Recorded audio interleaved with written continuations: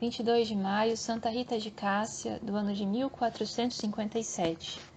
Filha da Umbria, província abençoada da Itália, que deu à Igreja muitos santos, nasceu Rita em 1381 em Rocca Porena, vilazinha escondida entre montes de difícil acesso. Antônio e Amata Mancini, os pais da nossa santa, ambos já de avançada idade, em fervorosas orações a Deus, se dirigiram, pedindo-lhes, desse uma prole no que maravilhosamente foram atendidos. A menina por eles considerada um dom de Deus, deram no batismo o nome de Rita, obedecendo assim a sinais sobrenaturais, que precederam ao nascimento da mesma. Pobres que eram, legaram à filhinha as riquezas inapreciáveis de uma boa educação, fundada nos sãos princípios da fé e moral cristã. Coisas extraordinárias que os pais puderam observar não podiam deixá-los em dúvida sobre a santidade que mais tarde havia de manifestar-se em Rita. Não raras vezes via-se a cabecinha da menina rodeada de um estranho esplendor. 3 vezes por dia pedia ou aceitava o alimento materno, abstendo-se dele completamente às sextas-feiras. Abelhinhas que com frequência esvoaçavam sobre sua pessoa entravam e saíam de sua boca sem lhe causar a mínima aflição.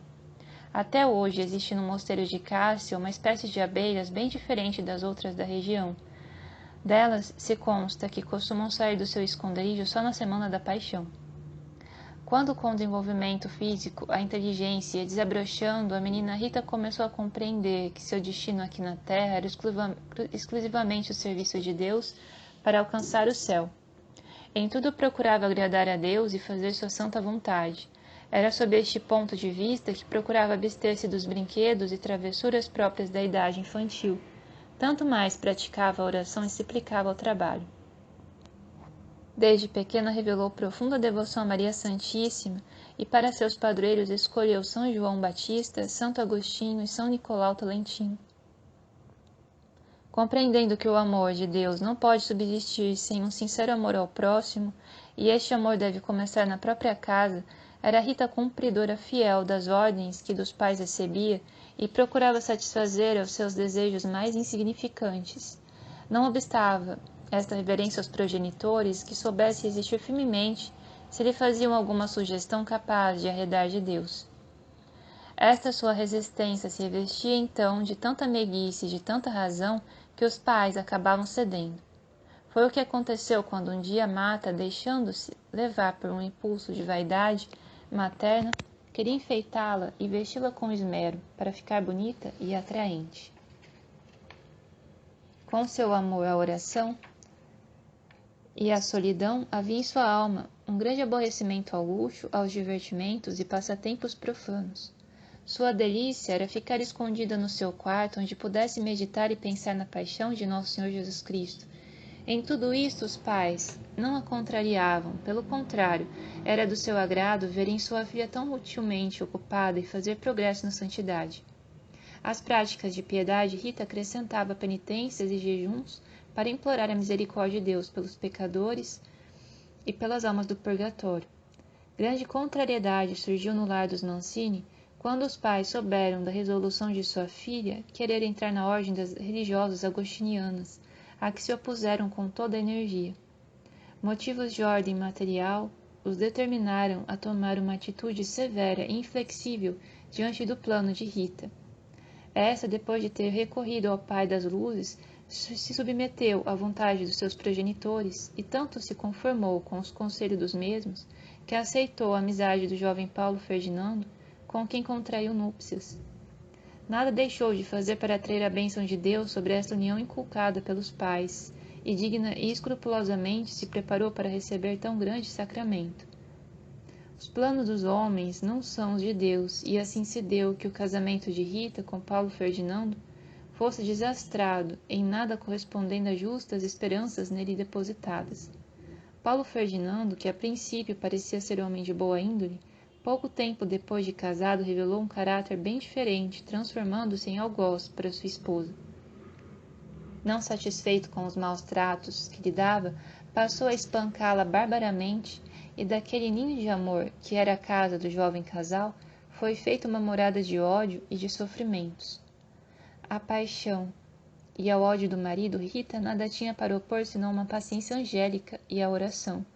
Longe de se exasperar ou de abandonar o lar, Seu sofrimento e suas orações a Deus ofereceu-as para alcançar a conversão de Paulo Ferdinando. Este, diante da mansidão e paciência inalterável da esposa, mais ainda se encolerizava, entrando seu ódio em desafio à caridade. A vitória não podia ser senão desta. Paulo Ferdinando, tocado pela graça de Deus, finalmente confessou-se, vencido pelo bom exemplo de Rita, mudou de vida e tornou-se bom chefe de família. Do matrimônio de Rita com Paulo Ferdinando nasceram 2 meninos gêmeos. Tiveram eles a infelicidade de perder o pai quando apenas 2 anos de idade contavam. Paulo Ferdinando, por motivo desconhecido, foi assassinado. Rita muito sofreu com este fato, que veio a dar à sua vida uma nova orientação. De um lado, o futuro dos meninos a preocupava, mas se inquietava pela salvação da alma do marido, tão inesperadamente chamado à eternidade e ao juízo do Altíssimo. Por amor e para sufrágio da alma de Paulo Ferdinando, não só perdoou os assassinos, mas os recebeu em sua casa para que não fossem presos. Teve a consolação que lhe veio numa visão de ver a alma de seu marido no purgatório, na expectativa da glória do céu. Novas aflições nasceram para Rita agora do caráter colérico de seus filhos. De sua mãe, eles nunca souberam a causa da morte do pai. Souberam-na, porém, por quem quisesse implantar em suas almas o ódio e o desejo de vingança, no que infelizmente se viram bem-sucedidos. Em vão, a boa mãe mostrou aos filhos o exemplo de Nosso Senhor, que na hora da morte perdoou aos seus inimigos. Em vão apontou para os deveres de caridade e para os justos juízos de Deus. Os meninos conceberam um plano sinistro de vingar a morte do pai. Em sua angústia, Rita pediu a Deus que mudasse o coração de seus filhos ou os chamasse para si. Tinham eles 14 anos apenas. Deus ouviu as preces da santa e, no espaço de 1 ano, antes que pudessem levar a efeito seu sinistro plano, Deus os levou para a eternidade. Estava Rita só no mundo. Tomou nova forma em seu espírito o plano de procurar o asilo do convento. Via claramente a vontade de Deus na realização deste seu desejo de se tornar agostiniana. Foi, porém, mal sucedida no seu pedido de admissão em face da declaração da superiora de não poder ser admitida viúva em uma comunidade reservada exclusivamente a virgens. Bem disto sabia Rita. Não obstante, se animou a renovar seu requerimento, sem alcançar, entretanto, seu desiderato. Vendo que nada conseguiria do mundo, entregou sua causa a Deus e aos seus santos padroeiros. Sua confiança foi admiravelmente recompensada. Certo dia, as monjas agostinianas de Cássia encontraram Rita dentro do seu claustro, em posição de quem com muita devoção reza. Perguntada como conseguira entrar lá dentro, disse Rita que, seguindo a voz dos seus padroeiros, que a dirigiram e acompanharam, lá se achava, sem saber como se tinha efetuado a viagem. Assim, narrando o fato, seu rosto parecia envolto em uma luz resplandecente. Diante deste fato, que evidentemente revelava a intervenção divina, as religiosas não mais se negaram a recebê-la em seu grêmio. Rita foi revestida com o hábito religioso, fez 1 ano de noviciado e, no tempo marcado, emitiu os santos votos de pobreza, castidade e obediência. Religiosa não só por forma, mas em verdade, dava às suas companheiras o exemplo da mais perfeita santidade, o que teve por resultado que as irmãs muito admiravam e de dia para dia mais a estimavam. No dia da profissão, em misterioso arrebatamento, viu a escada de Jacó, em cuja sumidade apareceu-lhe Deus Pai, convidando-a para subir e receber o amplexo paterno. Se antes de sua entrada no convento levava uma vida de penitência, agora, ligada pelos votos, seu amor à mortificação não conhecia limites. Com todo rigor, observava a quaresma, dormia sobre a terra, castigava seu corpo com áspero cilício e flagelava-se rudemente até sangrar. Estas penitências elas oferecia pelas almas do purgatório, pelo bem espiritual e temporal dos benefícios, pela conversão dos pecadores. Em tudo prevalecia o desejo de se tornar cada vez mais semelhante a Jesus, ao homem das dores. Daí a procura de humilhações e de sofrimento. Dos 3 votos, o que mais mortifica a natureza é o da obediência, razão por que Rita, na prática deste voto, mais se esmerava. Prova isto a pontualidade e constância com que cumpria uma ordem da superiora que aos olhos profanos e a espíritos críticos pudera parecer ridícula e insensata, a ordem de plantar num canto do pátio uma parreira seca e regá-la todos os dias. Obediente a esta ordem, a humilde religiosa regou o ramo seco por espaço de 1 ano. Admirável é como Deus premiu o sacrifício de sua serva.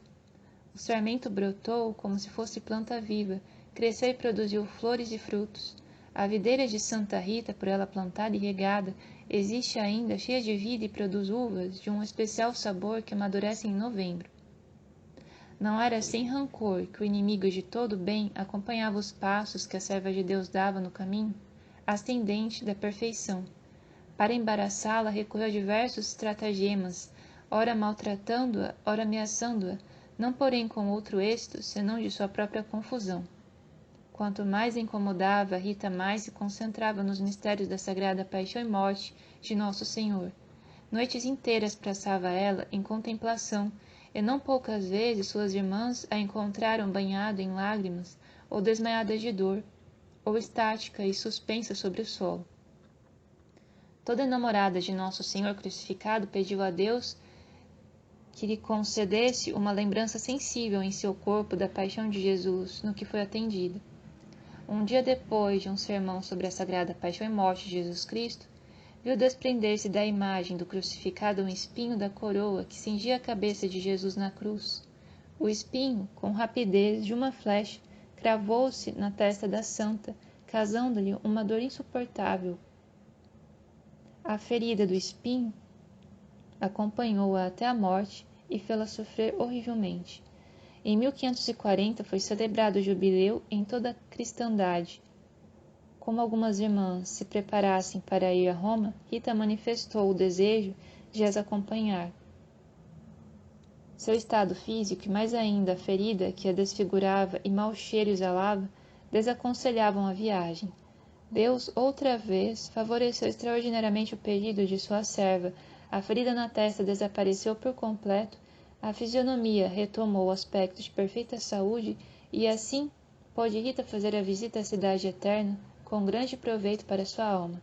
Logo que voltou para Cássia, reabriu-se a ferida, o estado de fraqueza também voltou, e além disto manifestou-se outra enfermidade incurável que grande sofrimento lhe causava. Incapaz de tomar alimento durante os últimos anos de sua vida, seu único sustento era a Santa Comunhão. No meio das dores que cruciavam seu corpo, Rita conservava a alegria do espírito e um encantador sorriso brilhava constantemente em seu rosto. No último período de sua vida, deu-se um fato digno de menção, como prova do carinho que Deus dispensava à sua serva.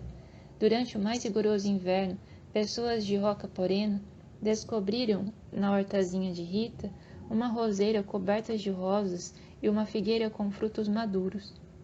Rita, sem se exaltar em face desta maravilha, sentia-se profundamente consolada e convidada a todas a acompanhá-la num grande louvor a Deus. Sintomas indubitáveis indicavam o próximo desenlace da santa, que em seu leito de dor parecia a imagem de Jesus crucificado. Poucos dias antes de sua morte, em uma visão que teve de Jesus e Maria, conheceu o convite de seu esposo para sua entrada nos páramos da pátria celeste. Com orações e santas aspirações, se preparou para o último momento de sua vida terrestre. Com grande devoção e santa alegria, recebeu os santos sacramentos e, entre expressões de amor a Jesus e Maria, sua alma se libertou dos vínculos que a prendiam à terra. No mesmo momento, mãos invisíveis tangeram os sinos do convento e da vila de Cássia, entoando o hino triunfal dos esponsais eternos, convidando a comunidade e a população para fazer-lhes coro na glorificação de Deus, homenageando a alma daquela que vivera como santa e como santa morrera. A morte de Rita foi acompanhada de muitos milagres. A cela da falecida apareceu numa luz de grande esplendor, um Perfume especial se fez sentir em todo o mosteiro, e a ferida do espinho, antes de aspecto repugnante, tornou-se limpa, brilhante, cor de rubi. Centenas de pessoas vinham ao convento para verem a santa, cujo cadáver ficou exposto, além do tempo legal. As religiosas, em lugar do ofício dos defuntos, decidiram ir ao coro cantar hinos de agradecimento a Deus por ter exaltado no céu e na terra sua serva. O culto à bem-aventurada da vila de Cássia rapidamente se estendeu sobre a Itália e da Itália para as nações de Portugal e Espanha, onde, por causa dos milagres obtidos por sua intercessão, o povo lhe deu o nome de Santa das Causas Impossíveis. Em 1628, Urbano VIII lavrou o decreto de beatificação.